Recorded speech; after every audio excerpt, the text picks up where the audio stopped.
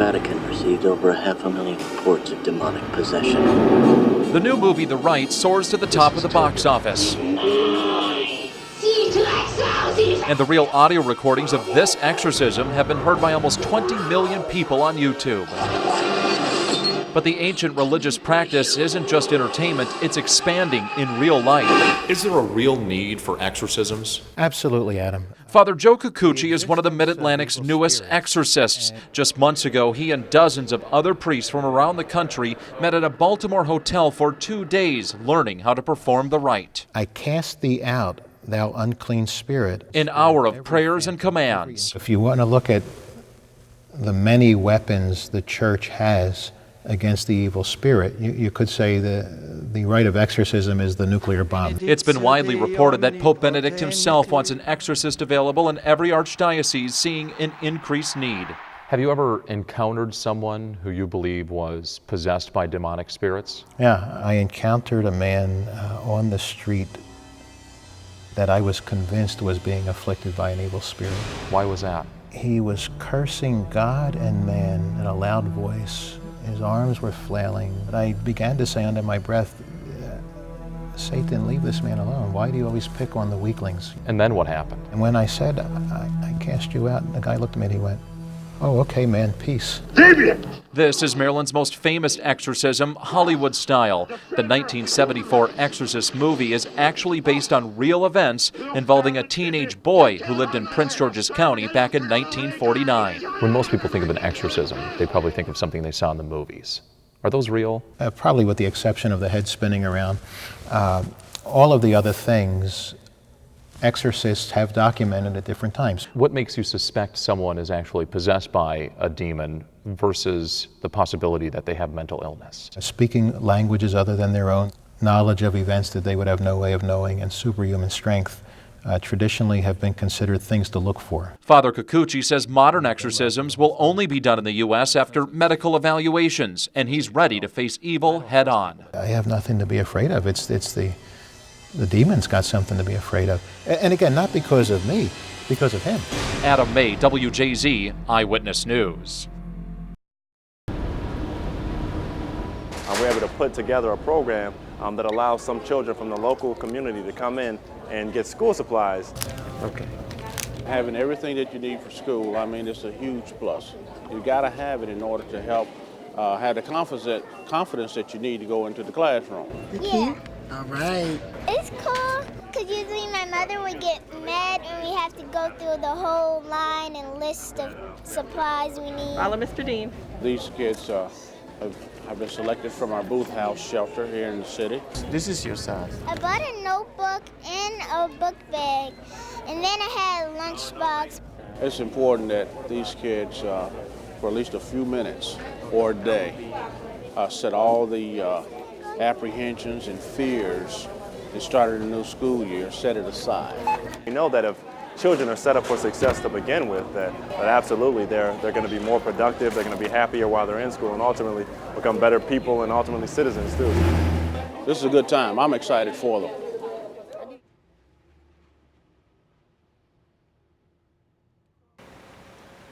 Five single roses represent the 5 young women who died when their SUV swerved into the path of a tractor trailer in upstate New York. Evidence would show the 17-year-old driver had received text messages at the time of the crash. We chose the same driver's course here in Sykesville used to train a majority of the police officers in the state, to put the skills of one of our tech-savvy interns to the test. So if my mom sees this, I guess she'll be disappointed. A senior at Morgan State University, Ashley Grayson got behind the wheel in this controlled setting to show us how well she can read and write and drive. Zigzagging between cones placed 35 to 45 feet apart, Ashley made a few test runs with ease. When she attempted some texting while driving, her driving became sluggish and sloppy, hitting an occasional cone. She was 8 to 10 seconds slower when she was texting. The next challenge, a less predictable course, with a trained instructor as her passenger, calling out lane changes. Right. As the car lunged from side to side, almost slowing to a stop, her texting required 2 hands, leaving none to hold the wheel. So I'm driving with my, she said question mark, knees. What are you doing later? LOL, I do that all the time. I'm chilling. Also a chilling experience for her passenger as she almost loses control. Right. Oops. My knee got caught on the steering wheel. Was trying to hold the steering wheel with her knee. That's when we struck the cone. Sudden changes and switching lanes. That's the hardest part. According to a AAA study earlier this year, almost 2 out of 5 drivers, just like Ashley, between the ages of 18 and 27, text while they drive. And so far, our test has had little impact upon her. I think that you can still do it on the road. An instructor for 35 years, Dan Dazo says these latest advances in telecommunications are emerging as one of the greatest single dangers on the road. More eyes off the road, moving your eyes down to actually see what you're texting, and losing your thinking ability as to what message you want to text. Right now, under Maryland law, the state's youngest drivers are prohibited from using cellular telephones while they have a provisional driving license. But the law says nothing about texting while driving. When you're texting while driving, you know it's dangerous. Delegate Jeffrey Waldstreicher plans to introduce a bill this spring to change the rules for all drivers in the state. This would apply to everyone. I know some states have taken the tack that it should only apply to teenagers. I think that's a mistake. It's just as distracting for me to get on my BlackBerry as it is for a 16-year-old to start texting on their cell phone. Back at the training course, we have a final test for Ashley, trying to keep up with a lead car on realistic streets. I think I'm just too good for him. He's upset. There would be rolling stops, slight swerves over the center line, and some heavy braking to keep from ramming the car in front of her. She almost rear-ended us back there. Yet the young motorist's message to a friend ignores her inadequacies. The sheriff wants to get me. She said, you're having too much fun. I said, but he can't, LOL. LOL, laughing out loud, as the inherent danger of texting while driving apparently escapes her. Jeff Hager, ABC 2 News. When you're in the military, going home to your family is a big deal. It's something Robert Lake always looked forward to, but it didn't take long for this Army captain and his family to notice something wasn't right. They were on eggshells, afraid to say things. One moment he'll be really happy and then another moment he'll sort of be like yelling at you. Victoria says adjusting to her dad's mood swings was tough on everyone. At first, they didn't know what was wrong. Turns out he had post-traumatic stress disorder, or PTSD. Captain Lake served in Desert Storm and Operation Iraqi Freedom. While overseas, he says he saw things that really took a toll on his mental health. And when he got home, he had a hard time letting his guard down with strangers. Going outside, to the movies, riding the bus, it all caused a lot of anxiety. It builds an anxiety, and you know, everybody at that point, I mean, is Al-Qaeda or whatever operative they might be associated with. Captain Lake has been getting treatment at the VA and says it has helped tremendously. He wants to share his story to help others going through the same thing. He says half the battle is realizing you need help. And if you don't get that support, you can't really blame anybody. Look at Mommy.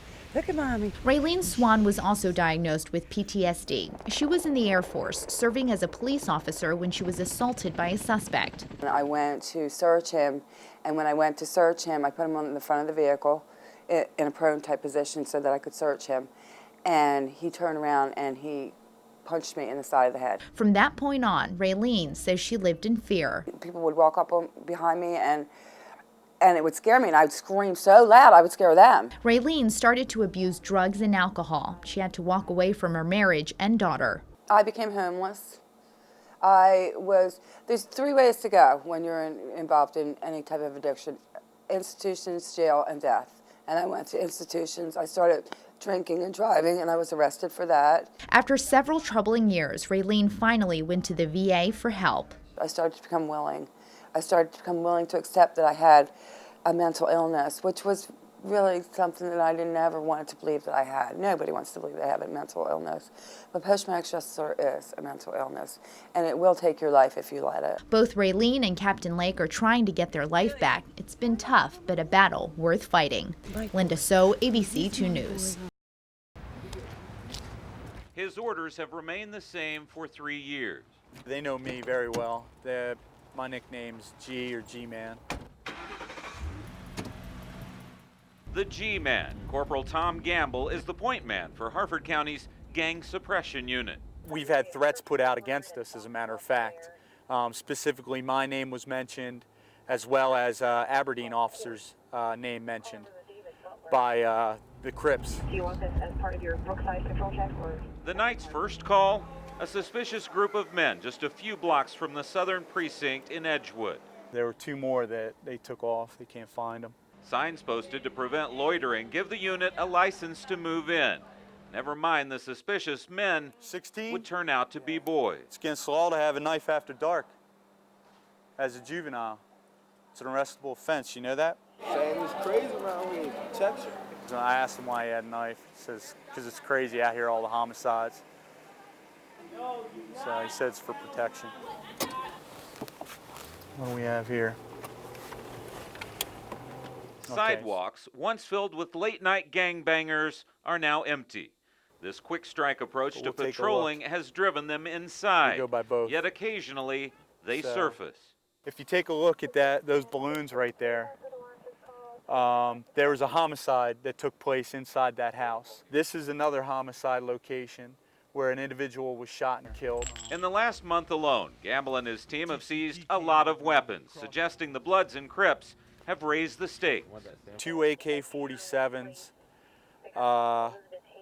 2 shotguns, 1 being a sawed-off shotgun, 1, 2, 3, 4 9mm handguns, 1 44 Desert Eagle handgun, 1 bulletproof vest. The thing that concerned me most is that some of those weapons that we took off the streets in 2007 were military assault rifles. Sheriff Jesse Bain says in the last year alone, his deputies have seized twice as many weapons as they confiscated a year ago. There will be a new push targeting guns now, and the handful of gang leaders behind them. They're committing the robberies, they're committing the assaults, they're committing the stabbings, the majority of them. And it's a small number of individuals. And we're getting ready to put an initiative in place where we're going to start targeting violent criminals who are on the street. Now, in addition to the 2 separate units, encompassing some 16 law enforcers who focus solely on attacking the gang problem out here on the streets, they've also developed a new unit focusing entirely on the detention center. The Bloods, the Crips, MS-13, the Pagans. Members of the new unit are targeting the dozens of gang members already serving time here, who are trying to add to their numbers behind bars. Especially if it's a younger person that's new. Recruiting efforts also are underway in the county's schools, where administrators reported 75 gang-related incidents last year alone. You have gang members that are recruited as early as 12 years of age, which puts you in the middle school. In fact, the more the county targets its gang problem, the more recruits it turns up.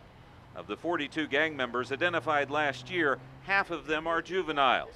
And of 89 suspected members, 42 are technically kids. You want to be in a gang? No! The same cops who make arrests try to make a difference. How come you don't want to be in a gang? Because you get killed. They're feeding them false information, thinking that it's a family and, you know, we'll take care of you better than your own parents. Yeah. It's a false promise that has attracted 10,000 new recruits across the state and still counting. They're moving to some of the surrounding counties. Cecil County, a local blood gang member moved to Delaware. And no matter how hard the police push, put your hands on top of your head. No matter how often they confront the would-be criminals, you know, we call them G-Man, but you know, just for short, gamble, man. You know, it ain't right to gamble with it. The Crips disrespecting the Bloods. Gang unit members like Corporal Tom Gamble know the modern-day gangsters don't mind gambling with their lives. When I talk to some of these gang members, I ask them, you know, what are your plans for the future? They don't have any. Some of them don't even think they're going to live past 18, to be perfectly honest. In Harford County, Jeff Hager, ABC 2 News.